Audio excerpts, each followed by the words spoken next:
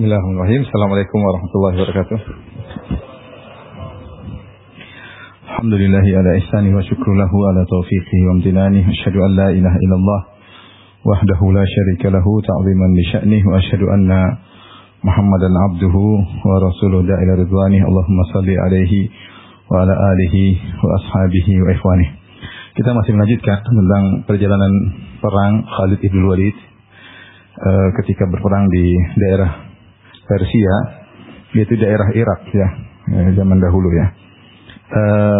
Kita telah selesai dari perang Al-Walajah, sekarang kita masuk pada perang Al-Ulais ya, Ulais atau disebut juga dengan Agisya atau Asmisya ya, perang Ulais. Terjadi pada bulan Safar juga ya, setelah Khalid mengalahkan pasukan perang Persia di Walajah, dan ketika perang di Walajah ada sebagian dari kabilah Bakar bin Wa'il yang mereka beragama Nasara, yaitu orang-orang Arab yang beragama Nasara yang ikut serta dalam perang Walajah, perang sebelumnya, perang Al-Walajah, tewas dalam peperangan tersebut, sehingga akhirnya kabilah Bakar bin Wa'il pun balas dendam, maka mereka pun mengumpulkan seluruh anggota kabilah mereka ya, kemudian dipimpin oleh seorang bernama Abdul Aswad Al-Ijli. Anaknya mati dalam perang Al-Walajah ya, maka dia pun menulis surat kepada Persia, yaitu kepada Ardashir, menulis surat kepada Raja Persia Ardashir untuk mengirim pasukan, karena mereka telah berkumpul, orang-orang Arab beragama Nasara ini telah berkumpul siap untuk menyerang pasukan Khalid ibn Walid. Maka akhirnya datanglah pasukan Persia, kemudian bergabung dengan pasukan orang-orang Nasara dari Arab. Dan pasukan Persia dipimpin oleh seorang namanya Jaban ya. Seorang bernama Jaban. Nah, kemudian bergabunglah antara orang Arab Nasara dengan Persia, dan ini menunjukkan bahwasanya bagaimana dengkinya orang-orang Nasara kepada pasukan kaum muslimin. Padahal mereka tahu bahwasanya orang Persia sering menghina orang-orang Arab. Bagi orang Persia, orang Arab itu tidak ada nilainya, dan mereka tahu hal tersebut. Dan kita tahu orang Persia beragama Majusi. Namun karena mereka jengkel sama kaum muslimin, maka mereka minta tolong orang-orang Persia, padahal itu beragama apa? Majusi. Dan Nasara juga anti Majusi. Tapi karena punya kepentingan yang sama, ingin menyerang Khalid ibn Walid, maka mereka pun gabung ya. Maka berkumpullah jumlah mereka yang sangat banyak, ada yang mengatakan sampai 150.000 pasukan ya. Kemudian mereka berkumpul di suatu lokasi namanya Ulais ya. Nah, ketika itu mereka berkumpul dan mereka sudah siapkan makan siang ya. Siap makan siang, dan mereka sudah kumpul untuk makan siang. Kemudian tiba-tiba pasukan Khalid bin Walid datang. Pasukan Khalid bin Walid sekitar 18.000, 20.000 sekitar gitu. Ya, sementara jumlah mereka sampai sekitar 150.000. Ketika pasukan Khalid bin Walid datang, maka orang-orang Arab Nasara ini, ya, mereka seperti nggak peduli dengan Khalid bin Walid. Jaban sudah bilang, pemimpin pasukan Persia mengatakan, ayo bangkit perang. Karena mereka enggak, kita makan dulu. Kita makan. Betul, Khalid dan pasukannya sudah datang. Jadi mereka sombong dan angkuh. Mereka sombong dan angkuh karena jumlah mereka yang sangat banyak. Maka mereka mengatakan, ayo kita makan saja. Namun Khalid bin Walid tidak membiarkan mereka makan. Maka Khalid bin Walid kemudian berperang melawan mereka. Akhirnya mereka pun terjadi peperangan dahsyat di antara mereka. Di antara kesombongan mereka yang menyebabkan mereka besar kepala sehingga cuek dengan Khalid bin Walid, sudah datang Khalid dan pasukannya, mereka masih makan siang. Karena mereka menanti bantuan, mereka minta bantuan lagi. Selain pasukan Jaban, ada pasukan yang dikirim oleh Ardashir, dipimpin oleh namanya Bahman ya. Ini pasukannya banyak, dan mereka berharap pasukan ini kalau datang habislah Khalid bin Walid dan anak buahnya. Tapi ternyata pasukan ini nggak sampai-sampai. Yang dikirim oleh Ardashir nggak sampai-sampai. Ternyata Ardashir manggil mereka untuk balik karena ada kegoncangan di Al-Madain, sehingga akhirnya pasukan yang harusnya dikirim membantu pasukan kaum musyrikin akhirnya balik, sehingga terjadi peperangan cuma antara Arab Nasara dengan pasukan Jaban melawan Khalid ibn Walid. Dan akhirnya peperangan sangat keras dan alot, ya, dan dua-duanya bersabar dengan sabar yang luar biasa sampai akhirnya Khalid bernazar kepada Allah Subhanahu wa taala ketika itu. Kata Khalid bin Walid, "Allahumma laka alayya in manahtana aktafahum an la astabqiya minhum ahadan aqdir alaihi hatta ujriya nahrahum bidima'ihim." Kata Khalid, dia bilang, "Ya Allah, karena perang ini sulit, mereka ternyata kuat bergabung antara Nasara dengan Majusi melawan kaum muslimin."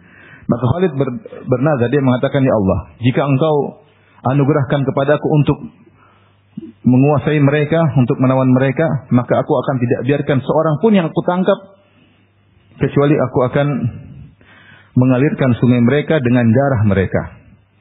Aku akan mengalirkan sungai mereka ini dengan darah mereka." Subhanallah, terjadi peperangan dan akhirnya pasukan Khalid bin Walid yang menang.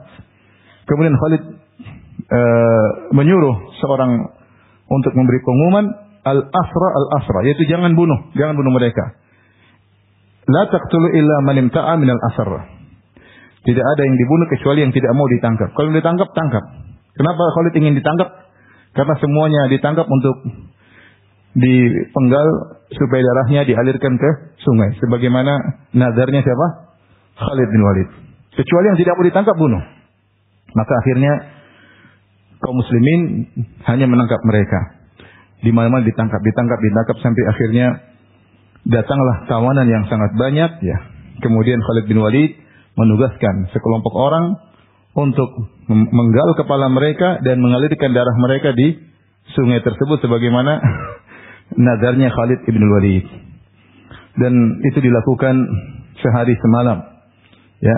Kemudian besok masih dicari lagi, kejar lagi yang masih tersisa sampai 2 hari. Besok dan besoknya semua pasukan mereka yang masih tersisa dikejar, kalau dapat dibawa. Karena Khalid sudah bersumpah, siapapun yang saya dapati, saya akan penggal dan saya akan alirkan darahnya di sungai mereka.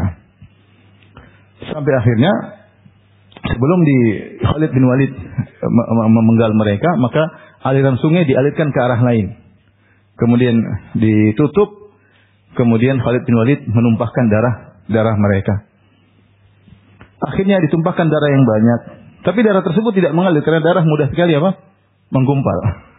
Darah mudah sekali untuk menggumpal. Akhirnya ada salah seorang dari pasukan Khalid, ya, mengatakan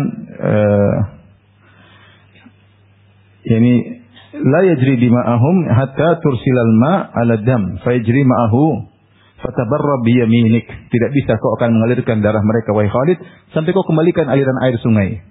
Ya, darah sudah berkumpul, kemudian aliran sungai tadi yang ditahan oleh Khalid atau dialirkan ke tempat lain dibalikkan ke sungai tersebut. Akhirnya air sungai pun mengalir melewati darah-darah mereka. Maka sejak saat itu sungai tersebut dikenal dengan Sungai Nahrud Dam, sungai darah, ya. Dan ketika itu yang terbunuh sekitar 70.000 orang dari pasukan Majusi dan Nasara. Kata Ibnu Katsir rahimahullah, wa qila 150,000. Ada yang mengatakan 150.000 pasukan. Wallahu a'lam, ya. Kemudian setelah Khalid mengalahkan mereka semua, di hari mereka kabur semua, maka Khalid kembali ke makanan yang sudah dihidangkan, kemudian Khalid makan makanan tersebut. Yang tadi awal mereka sedang makan, mereka kabur, perang, makanan tersebut masih ada. Khalid makan dari makanan mereka bersama kaum muslimin. Baik. Ketika itu Khalid bin Walid mendapatkan ghanimah yang sangat banyak, maka kemudian seperti biasa Khalid bin Walid pun mengirimkan 4/5 dibagi bagi para mujahidin, 1/5 kemudian dikirim ke khalifah yaitu Abu Bakar As-Siddiq radhiyallahu taala anhu, dikirim melalui seorang bernama Jandal dari Bani Ajal, ya.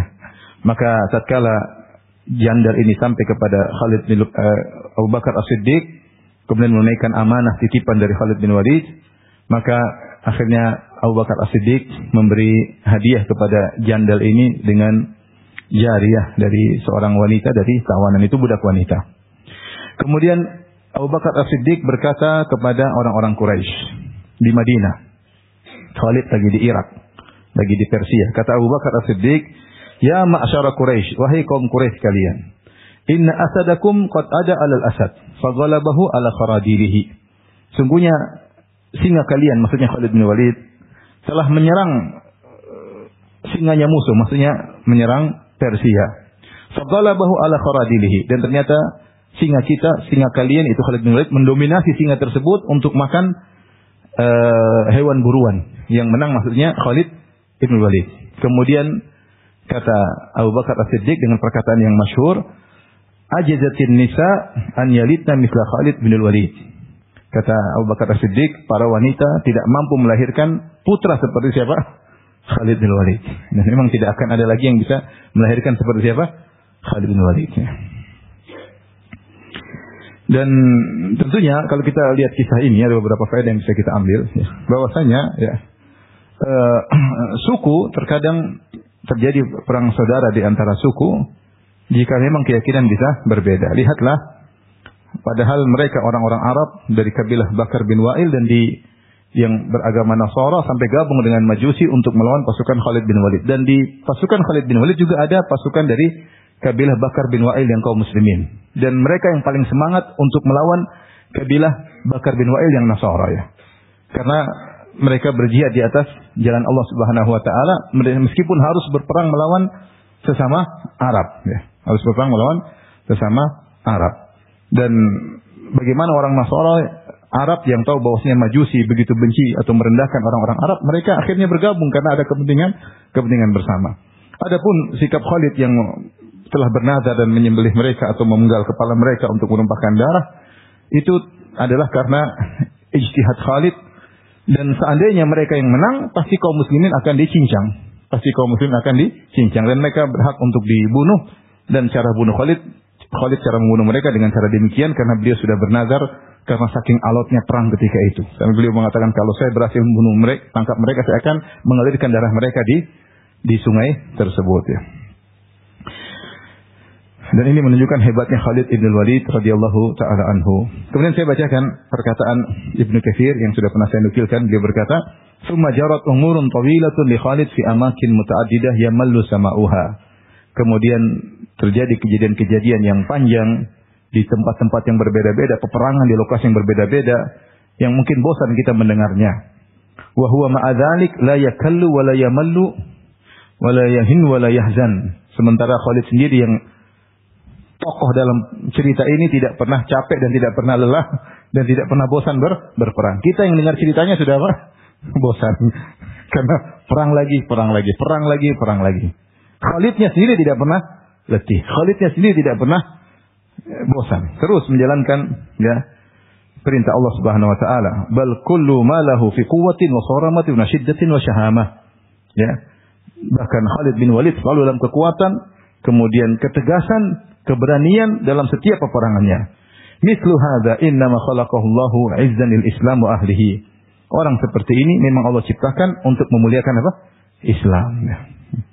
Kita dengar ceritanya aja sudah capek. Antum sudah capek belum? Kita lanjut lagi. Masih perang lagi Khalid bin Walid. Jadi perang disebut tadi yang kita sebutkan namanya perang Ulais atau Amghisyah, perang Amghisyah. Kemudian setelah itu Khalid bin Walid melanjutkan ke Al-Hayrah ya. Antum lihat di peta itu ya, dari Al-Walajah kemudian Ulais di tengah-tengah itu. Al-Walajah kemudian Ulais kemudian Al-Hayrah. Maka ketika Khalid menuju kepada Al-Hayrah, maka sampailah kabar tentang bagaimana Khalid menang dalam perang Ulais kepada Marzaban Al-Hayrah, yaitu kepada pimpinan Al-Hayrah yang bernama Marzaban. Maka dia yakin bahwasanya Khalid akan menuju Al-Hayrah. Maka dia pun menyiapkan pasukannya, kemudian dia mengirim pasukan di bawah pimpinan anaknya sendiri. Kemudian dia akan ikut dari belakang. Pokoknya anaknya dulu dikirim untuk menghadang Khalid ibn Walid. Kemudian sang anak tadi, anak Al-Marzaban, memerintahkan pasukannya untuk menutup saluran sungai Al-Furat, itu disebut Efrat. Efrat, sungai apa? Efrat. Jadi situlah yang ada di sekitar Al-Hira. Agar perahu-perahunya Khalid tidak bisa sampai ke daerah Al-Hira. Dan benar akhirnya Khalid dan pasukannya naik kapal dan akhirnya kapal tersebut kandas. Maka Khalid pun marah, maka dia pun turun dengan pasukannya, kemudian mengejar pasukan musuh dan akhirnya intinya Khalid berhasil membunuh anak dari Al-Marzaban, ya. Kemudian sampailah kabar tentang wafat anaknya Al-Marzaban, akhirnya Al-Marzaban pun kabur. Dia kabur dan dia meninggalkan Al-Hirah dan akhirnya Khalid bin Walid pun tiba di kota Al-Hirah tersebut. Nah, setelah Khalid bin Walid menguasai Al-Hirah, kemudian Khalid menuju ke An-Najaf. Ya, di sana ternyata di daerah situ ada empat istana. Ya, kemudian akhirnya Khalid bin Walid membagi pasukan menjadi 4 istana untuk menyerang istana tersebut. Walhasil akhirnya mereka pun kalah dan mereka akhirnya tunduk kepada perintah Khalid bin Walid dan mereka akhirnya minta sulh. Yaitu Khalid mempersyaratkan kalau kalian mau ngalah maka harus bayar, ya.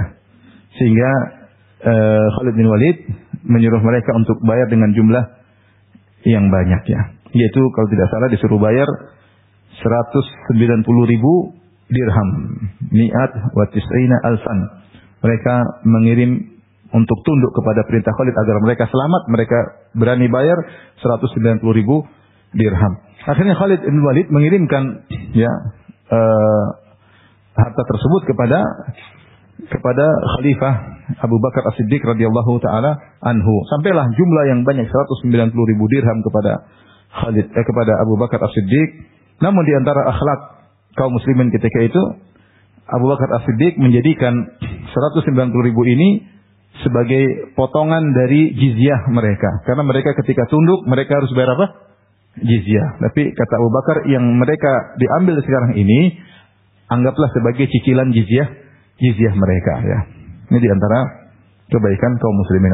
Padahal kalau namanya sudah menguasai, tinggal bunuh saja, tinggal ambil. Sebagaimana kita sering dengar, begitu ada peperangan, menang, ya sudah, dijajah, selesai. Semua harta diambil. Tapi tidak, Islam tidak, ya. Kalau mau tunduk silakan bayar apa? Jizyah. Dan Abu Bakar menyuruh Khalid demikian. Kalau mereka mau masuk Islam. Kalau mau perang, kalau mau tunduk bisa dengan bayar apa? Jizyah. Ya, karena mereka tadinya berperang dan kalah, akhirnya mereka supaya selamat mereka bayar 190.000 agar selamat. Namun ternyata 190.000 dirham tersebut tidak diambil cuma-cuma oleh Abu Bakar As-Siddiq, tapi dijadikan sebagai apa? Cicilan jizyah mereka sebagai tanda ketundukan. Kemudian setelah itu terjadi perang berikutnya, ya, perang namanya Al-Anbar, ya, Fathul Anbar. Kota Al-Anbar, di atas lagi Al-Hira, ya. Kalau antum lihat di atas, sebelah kanan kelihatan enggak di layar? Itu Al-Anbar, ya. Terus Al-Hira naik ke atas sampai ke Al-Anbar, ya. Kotak 1 2 3, kotak yang paling atas ketiga, ya. Maka ketika sampai di sana, maka Khalid bin Walid mendapati ternyata pasukan Persia, ya, mereka telah berlindung di benteng mereka dan mereka membuat khandak, membuat parit, ya, sehingga Khalid bin Walid tidak bisa melewati parit tersebut. Ini di antara metode mereka, kalau mereka dikepung mereka bikin apa? Parit. Akhirnya mereka pun menyerang kaum muslimin dari atas benteng-benteng mereka. Dan kaum muslimin hanya bisa mengepung mereka. Akhirnya Khalid bin Walid, karena tidak bisa melewati parit yang mereka buat, maka Khalid bin Walid menyuruh kaum muslimin ketika itu agar memusatkan panah mereka kepada mata-mata musuh dengan satu panahan. Jadi ramai-ramai kaum muslimin mengarahkan panah mereka ke mata mereka. Dan akhirnya ada sekitar 1.000 orang mata mereka terkena panah.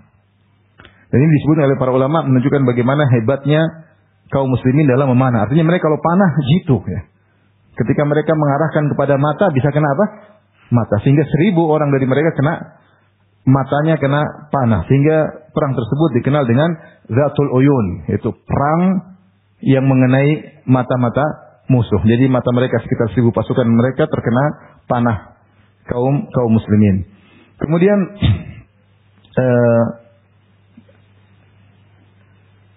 Khalid bin Walid menyuruh kaum muslimin untuk mengambil onta-onta yang sudah lemah, tidak kuat untuk disembelih, kemudian diletakkan di atas parit-parit tersebut, ya.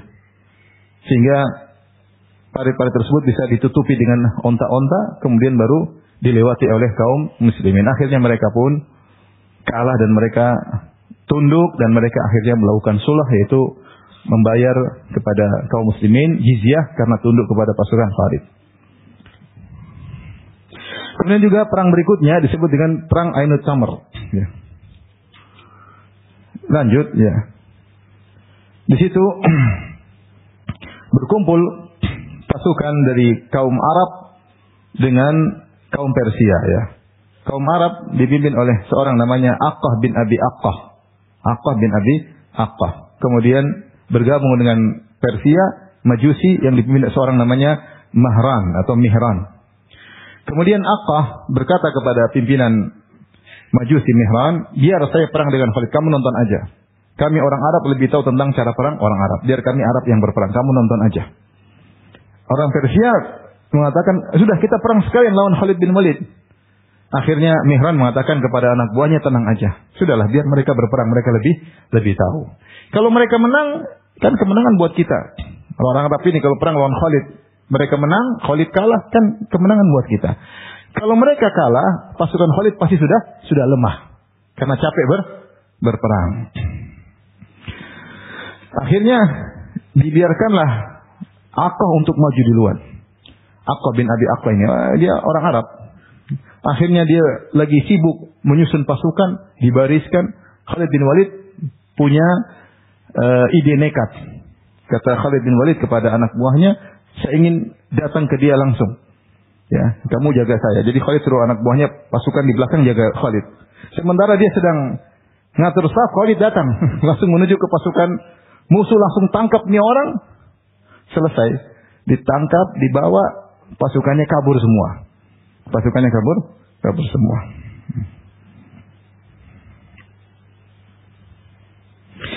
Ketika Mahran atau Mihran sang pimpinan Persia melihat pasukan Aqqah sudah kalah karena pimpinan mereka ditangkap, akhirnya Mahran pun kabur dari benteng, kabur.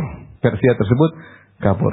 Dan akhirnya orang-orang Arab Nasara ini kemudian kabur juga dan mereka masuk ke dalam benteng Persia tersebut, dan akhirnya benteng tersebut dikepung oleh Khalid bin Walid dan pasukannya, dan akhirnya dimenangkan oleh Khalid bin Walid. Kemudian banyak tawanan, Aqqah sendiri pun dibunuh oleh Khalid bin Walid, dan didapati ternyata dalam benteng tersebut ada budak-budak atau anak-anak kecil, ya, 40 orang yang mereka belajar Injil, sementara pintunya ditutup. Akhirnya Khalid bin Walid menghancurkan pintu tersebut. Ternyata ada 40 anak-anak muda atau 40 orang sedang belajar Injil. Setelah itu Khalid bin Walid kemudian ambil 40 orang tersebut, kemudian dibagi-bagikan. Ini budak-budak semua dibagi-bagikan kepada kaum muslimin. Di antaranya ada Humran. Humran dihadiahkan kepada Utsman bin Affan. Kemudian dimerdekakan oleh Utsman bin Affan, dan Humran ini sering meriwayatkan hadis. An Humran maula Utsman bin Affan. Humran ini adalah dari 40 orang tersebut. Ada satu namanya Humran. Khalid menghadiahkannya kepada, atau kaum muslimin menghadiahkannya kepada Utsman bin Affan, dan kemudian dimerdekakan oleh Utsman bin Affan. Kemudian juga ada Sirin. Sirin dihadiahkan atau diberikan kepada Anas bin Malik. Sirin inilah bapaknya Muhammad bin Sirin yang sering kita dengar, tabi'i. Seorang tabi'in, Sirin bapaknya dia adalah dari 40 orang tersebut. Setelah itu sudah sampai di ujung di Ainut Tamr. Kemudian dilanjutkan dengan perang Dumatul Jandal. Dumatul Jandal yaitu daerah sudah di perbatasan dekat sebelah utara, sudah masuk ke arah Yordan. Itu sudah dekat dengan Yordan, ya. Maka Abu Bakar As-Siddiq radhiyallahu anhu mengirim Walid bin Uqbah kepada Iyad bin Gunum. Kita sudah katakan bahwasanya Iyad bin Gunum disuruh oleh Abu Bakar As-Siddiq untuk menyerang dari utara, tapi dia melewati Dumatul Jandal terlebih dahulu. Ternyata perang di situ alat, pasukan kaum musyrikin banyak ya. Sehingga akhirnya Abu Bakar As-Siddiq mengirim Al-Walid bin Uqbah sebagai pasukan bantuan kepada pasukannya Iyad bin Ghunem. Ketika itu Iyad bin Ghunem sedang mengepung Dumatul Jandal. Tatkala Al-Walid bin Uqbah sampai di sana di Dumatul Jandal, ya, maka akhirnya terjadi perbincangan antara Iyad bin Ghunem dengan Al-Walid bin Uqbah. Kata Iyad kepada Al-Walid, "Inna ba'd ar-ra'yi khairan min jaishin kathif. Madza tara fi ma nahnu fi?" Sungguhnya terkadang sebagian ide itu lebih baik daripada pasukan yang banyak. Menurut kamu apa yang harus aku lakukan? Kami sudah kepung, enggak bisa mengalahkan Dumatul Jandal. Kami tidak bisa menguasai Dumatul Jandal. Sudah ngepung lama tapi tidak bisa menaklukkan Dumatul Jandal. Kira-kira ada ide apa? Terkadang ide lebih baik daripada jumlah pasukan yang banyak. Apa kata Al-Walid? Tulislah surat kepada Khalid, minta pertolongannya. Ya, biar Khalid datang ke sini bantu kamu. Ide yang sangat bagus. Akhirnya Iyad bin Ghunem tulis surat kepada Khalid bin Walid. Ya. Khalid bin Walid sedang ada di Ainut Tamar. Ya. Ainut Tamar untuk datang ke Dumatul Jandal.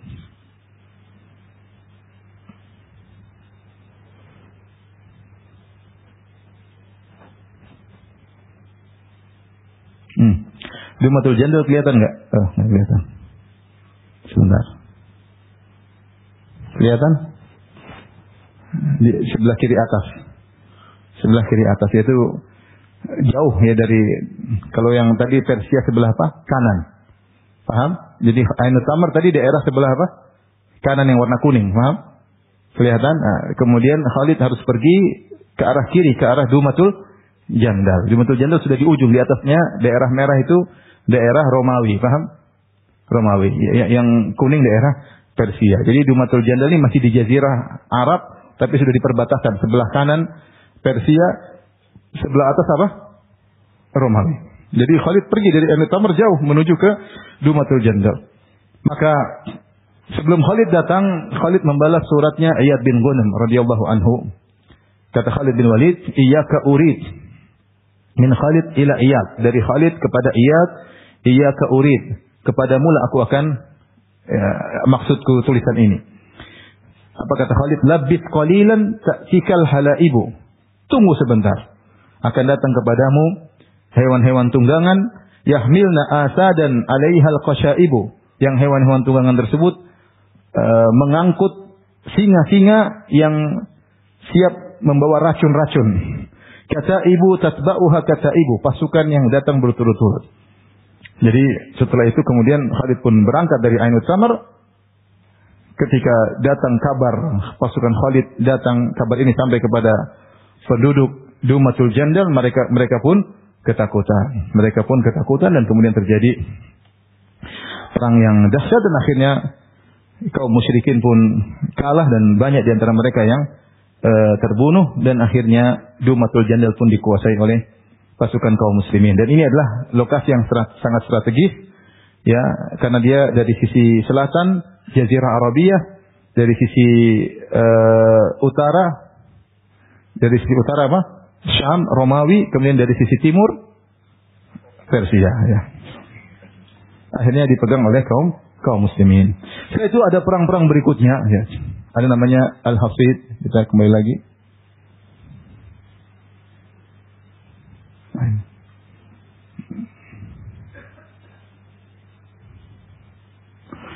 Di atas ya. Ada tempat-tempat ya yang sampai pada perang Al-Hafid, kemudian Al-Musayyih, sampai terakhir adalah perang Al-Firat. Yang terakhir perang Firat sebelah atas, yang paling atas. Itu perang terakhir yang dilakukan oleh Khalid bin Walid di daerah Irak, di daerah Persia. Kita bacakan sebentar ya, perang Al-Firat ya.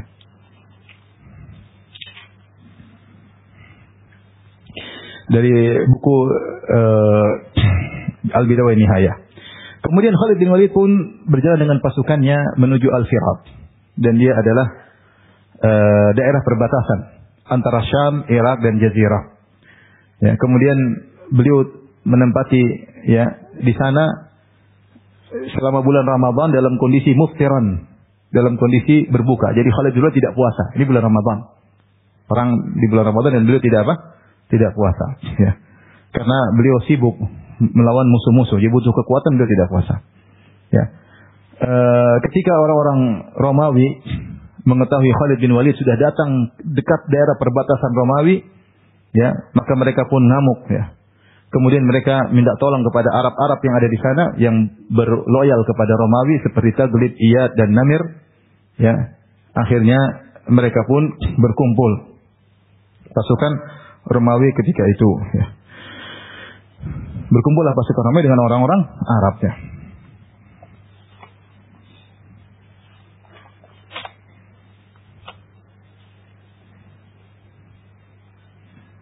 Dan bergabung juga disebutkan oleh dalam buku ini, ya. Jadi ada 3 kelompok kaum musyrikin berkumpul pertama kali dari Romawi, kemudian dari Persia, ya. Persia juga ada di situ yang tinggal di Furat, kemudian juga di orang-orang Arab, kabilah Arab yang berwala kepada kedua negeri adidaya tersebut, yaitu dari Bani Taglib, Bani Iyad dan Namir. Sehingga berkumpullah 3 kelompok besar, sebagian dari pasukan Romawi, sebagian dari pasukan Persia, dan sebagian dari orang-orang Arab. Akhirnya mereka pun berkumpul, dan antara mereka ada sungai Efrat, sungai Al-Furat. Khalid di sebelah, mereka di sebelah. Akhirnya mereka berkata kepada Khalid, "Ubur ilaina, ayo Khalid, nyebrang, perang di sini." Kata Khalid, "Enggak, kalian yang nyebrang sini." Kalian yang nyebrang. Ya. Akhirnya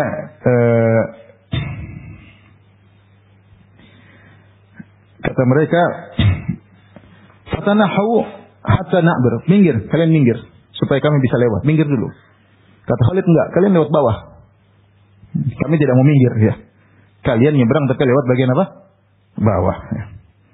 Akhirnya Romawi dan Persia saling ngomong di antara mereka. Ini orang perang di atas agamanya, ya. Dan dia orang cerdas dan pintar. Ya. Kita bakalan kalah. Kita bakalan kalah. Tapi akhirnya mereka terpaksa menyeberang. Ketika mereka menyeberang, akhirnya mereka sudah berkumpul semuanya, maka Romawi berkata, "Imtazu hatta na'rifal yawm makana min husnin aw min hasin aw qabihin wa min aina yaji'a wa min ayyina yaji'u." Ya. Kata Romawi, pisah pasukan, mana Romawi, mana Persia, agar kita tahu mana pasukan kita yang buruk, mana yang baik, dan dari mana kita terkalahkan, dari mana kita kan. Jadi mereka tidak gabung, mereka berpisah, pasukan Romawi, pasukan Persia untuk menyerang pasukan kaum muslimin. Tapi akhirnya dimenangkan oleh Khalid ibn Walid. Dan inilah perang terakhir yang dilakukan oleh Khalid bin Walid, ya. Dan ketika itu terjadi di bulan, di tengah-tengah bulan Zulqa'dah. Jadi Khalid bin Walid sudah menunggu di sana sejak Ramadan, ya. Habis Ramadan kemudian apa? Syawal. Kemudian terjadi peperangan di tengah-tengah bulan Zulqa'dah pada tahun 12 Hijriyah. Setelah itu Khalid bin Walid, ya, mengalahkan sekitar 100.000 pasukan ketika itu. Kalah mereka 100.000 pasukan. Kemudian Khalid bin Walid setelah menang dalam peperangan, beliau pun menetap di Al-Firat selama 10 hari. Setelah 10 hari tidak ada pasukan lagi yang datang, maka Khalid bin Walid bilang, "Kita balik menuju Al-Hira." Balik menuju Al-Hira. Kapan? Sekitar tanggal 25 Zulqa'dah. Tanggal 25 Zulqa'dah. Ya.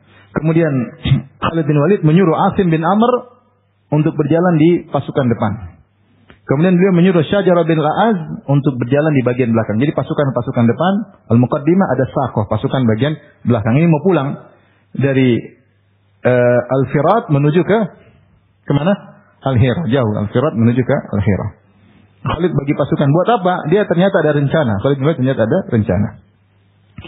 Kemudian Khalid bin Walid menampakkan seakan-akan dia tidak di depan. Dia mulai jalan di bagian belakang, ikut pasukan di belakang.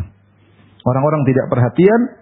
Tiba-tiba Khalid bin Walid kemudian meninggalkan pasukan, kemudian dia menuju ke Masjidil Haram, ingin hajian. Dia pergi ke Mekah.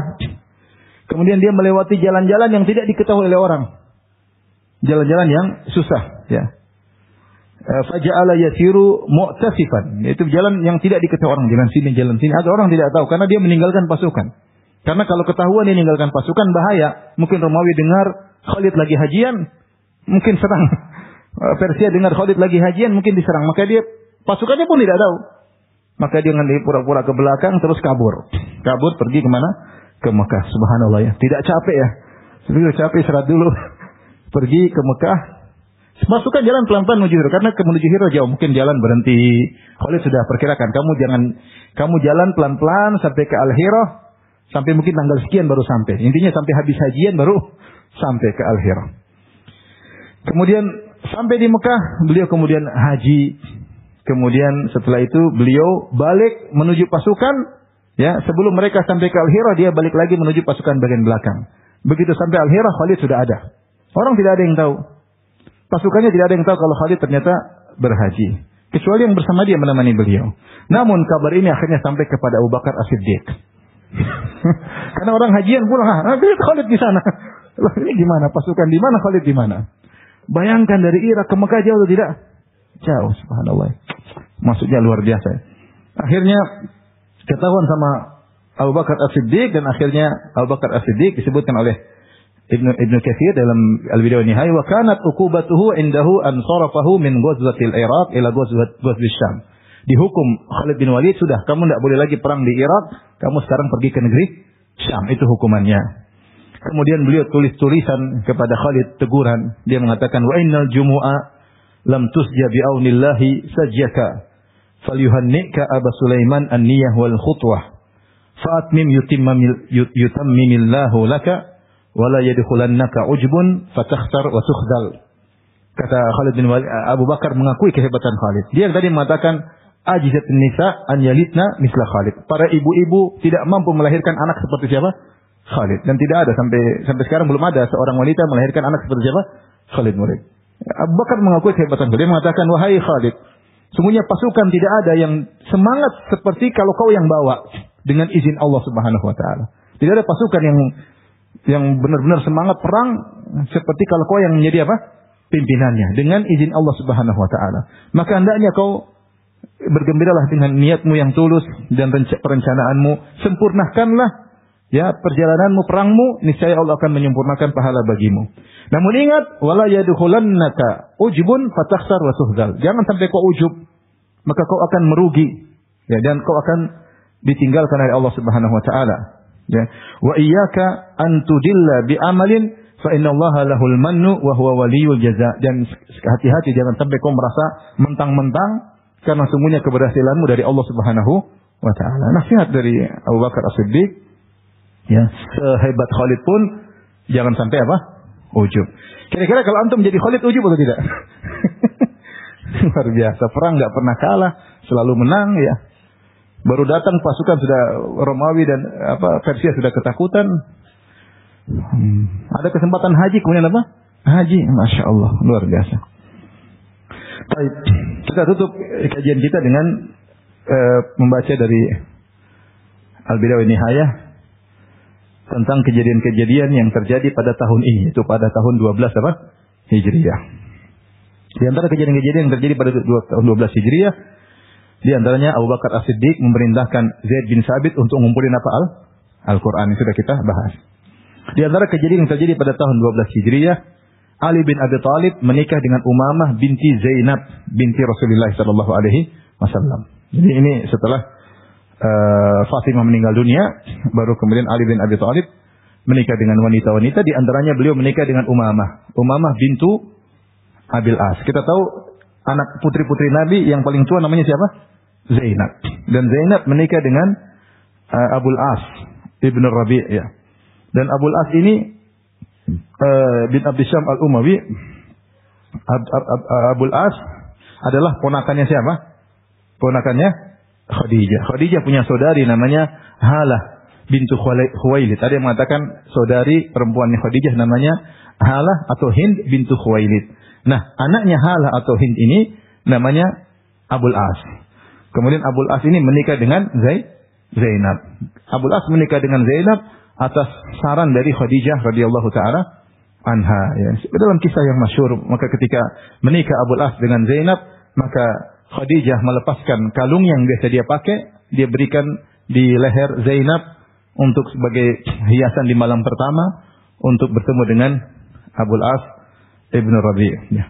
Nah, Ali bin Abi Thalib dari pernikahan tersebut punya anak perempuan namanya Umamah. Umamah inilah yang dalam hadis Nabi SAW salat wa huwa hamilu Umamah. Rasulullah SAW salat fardu sambil menggendong Umamah ketika masih bayi.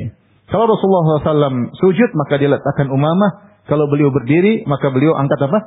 Umamah. Inilah Umamah yang akhirnya dinikahi oleh siapa? Ali bin Abi Thalib radhiyallahu taala anhu. Dan di tahun ini pula Abul As meninggal dunia. Abul As meninggal dunia.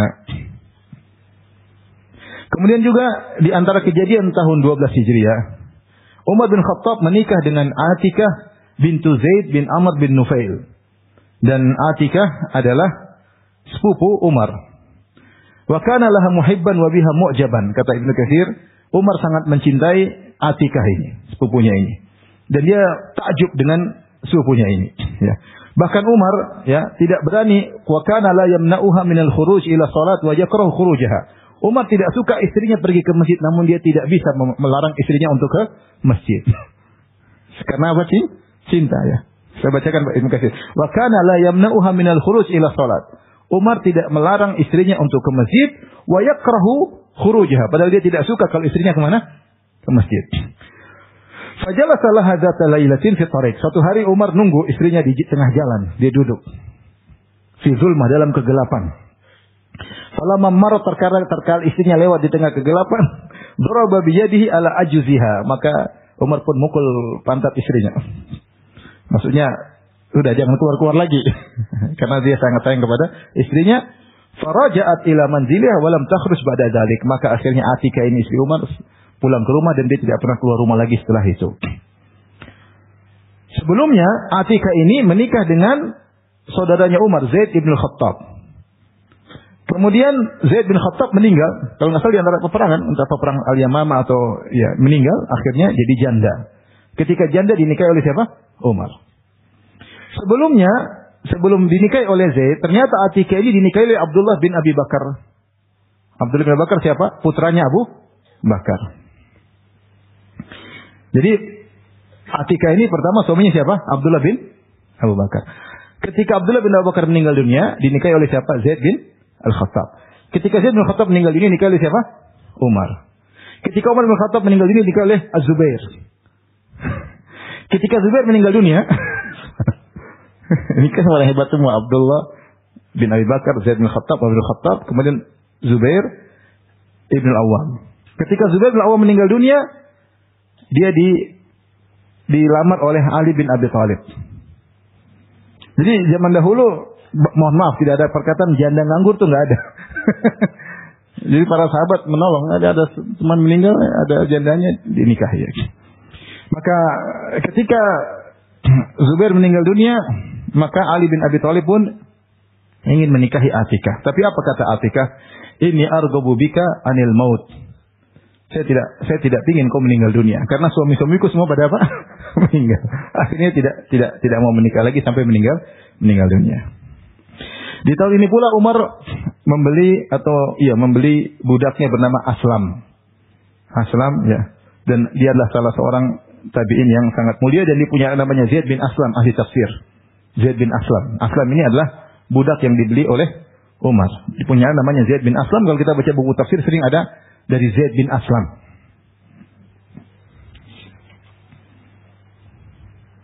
Di antara yang meninggal pada tahun ini adalah Abul As.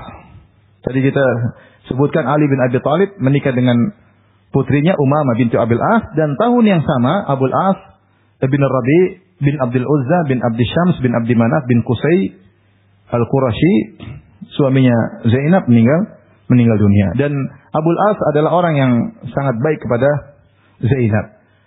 Sebagaimana disebut dalam buku sirah, ketika orang musyrikin menyuruh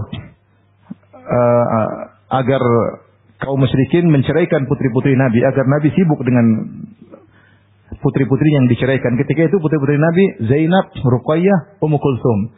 Fatimah masih kecil. Ini semua sudah menikah. Zainab menikah dengan Abul As. Ruqayyah dan Ummu Kulsum menikah dengan putra-putra Abu Lahab. Ya, menikah dengan putra Abu Lahab. Maka karena orang-orang musyrikin tidak senang dengan kegiatan Nabi yang berdakwah, maka mereka menyuruh kepada suami-suami istri-istri Nabi, ceraikan putri-putri Muhammad. Biar Muhammad sibuk ngurusin putri-putri yang jadi janda. Kalau kalian menceraikan putri-putri Muhammad, kalian minta wanita mana saja akan kami berikan. Pokoknya ceraikan, nikah, tunjuk wanita Quraisy yang mana saja akan kami berikan. Akhirnya Ruqayyah dicerai, Ummu Kulsum juga dicerai. Ketika mereka datang kepada Abul As untuk menceraikan Zainab, Abul As tidak mau. Padahal dia musyrik. Dia tidak mau menceraikan apa? Zainab. Kenapa? Karena yang menikahkan dia dengan Zainab adalah Khadijah. Abul As adalah ponakannya siapa? Khadijah. Jadi Khadijah punya saudari namanya Halah bintul Khuwailid. Punya anak namanya Abul As. Sehingga Abul As ini adalah ponakannya Khadijah. Kemudian Abul As menghadiri perang Badar sebagaimana kita tahu. Kemudian dalam perang Badar tersebut dia pun jadi tawanan, ya, ditawan oleh mertuanya Nabi Muhammad sallallahu alaihi wasallam. Akhirnya Rasulullah SAW minta untuk ditebus tawanan-tawanan. Akhirnya Zainab pun menebus suaminya dengan mengirim kalung yang diberikan oleh ibundanya itu Khadijah. Kalung tersebut diletakkan dan dikirim kepada bapaknya untuk menebus siapa?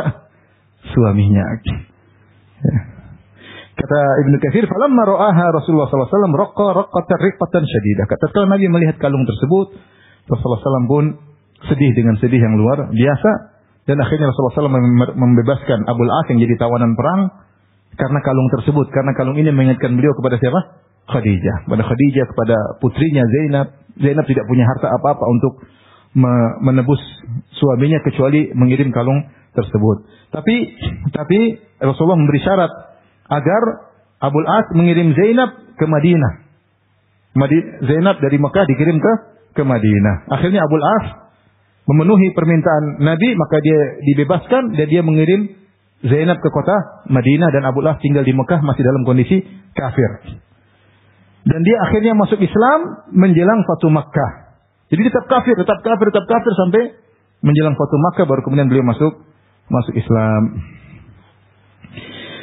Inilah di antara kejadian-kejadian yang terjadi pada tahun 12 Hijriah. Insyaallah kita pertemuan berikutnya kita akan masuk pada tahun 13 Hijriah, dan insyaallah tentang wafatnya Abu Bakar As-Siddiq radhiyallahu taala anhu.